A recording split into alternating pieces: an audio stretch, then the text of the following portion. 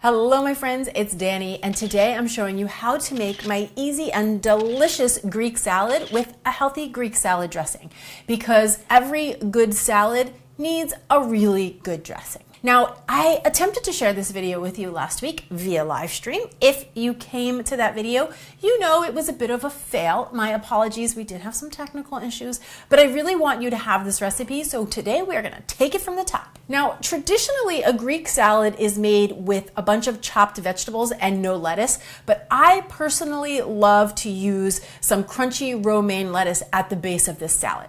So I start with a couple of hearts of romaine lettuce. I buy them just like this, and then I trim off the edge, slice them in half lengthwise, then come across the other ways and cut them into nice thin ribbons. Then I just transfer this into the basket of my salad spinner, give it a good rinse under some cold water, and then I spin it, so not only is it clean, but it pulls away all of the excess moisture, which is really important when you're making a salad, because if the lettuce is wet, the salad dressing won't adhere to the greens. I'll be sure to link the salad spinner that I'm using down in the description box below if you want to check it out. And keep in mind, pretty much any kitchen tool or gadget or important ingredient that I use throughout my videos, I link for you down in the description box so that you have that as a resource. Next, I'm going to chop and prep the rest of the veggies, starting with a bell pepper. Now, you could use any color pepper that you like or that you have. What I like to do is slice off the sides of the pepper. I like to call these the pepper cheeks, and then the bottom as well. And then I slice them into strips, come back across the other way, and create a checkerboard. Next, a little bit of thinly sliced red onion. Now, I like to cut the onion into quarter moons. So I start by cutting off the stem side of the onion, that's this side right here, leaving the root intact, because that's what holds the onion together. Then slice the onion in half, remove this thin outer layer of papery skin, make a cut right down the center, making sure not to cut through the root, and then slice straight down, and you're gonna see that you have these thinly sliced quartered moons. So perfect size, perfect texture. Then I'm gonna need a heaping cup of chopped up cucumbers. I like to do these in quarters, and personally I love to use the English cucumbers for this salad because they don't have any seeds and they're extra crunchy.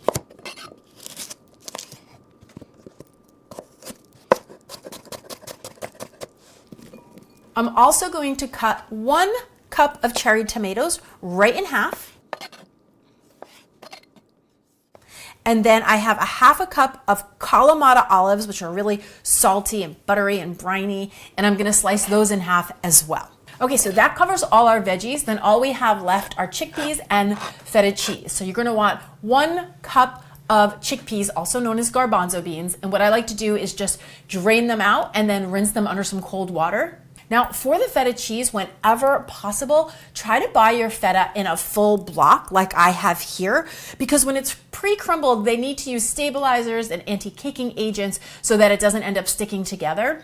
And you're gonna notice that when you buy it in the full block like this, it has such a better flavor and such better texture. It's nice and creamy and tangy, and it's not in tiny little crumbs. You can do nice hearty chunks of feta like I have here. Okay, so that's everything you need for the base of the salad. Now I'm gonna show you how to make my Greek salad dressing, which is a really light, bright, fresh dressing, which is, of course, very easy to make. Now, personally, I love to make my salad dressings directly in a mason jar because you can see the measurements right on the side of the jar. It's easy to shake and it's easy to store. So we're gonna start this dressing with a nice big fat clove of crushed garlic. Then I have 1 teaspoon of dried oregano. If you crush dried herbs between your fingers, just give them a little rub before adding them into your dish. It's gonna release the essential oils, which is also going to release more flavor. Then I have a 1/4 teaspoon each of sea salt and black pepper, a 1/2 teaspoon of Dijon mustard, which is gonna act as our emulsifier, then a 1/4 cup each of fresh squeezed lemon juice, and a red wine vinegar, along with 1/3 cup extra virgin olive oil. And remember, this is when you want to use the good stuff. Use the best olive oil you've got in the house. Pop on the lid, give it all a good shake. You want to just get it really well combined, and then this dressing is ready to go. So now it is time to assemble our salad. So I've got my crunchy romaine in a nice big bowl, and all we're gonna do is layer on our toppings, starting with the bell peppers, the cucumbers, chopped tomato, the chickpeas, our briny olives, red onion, and then that delicious, tangy, creamy feta cheese.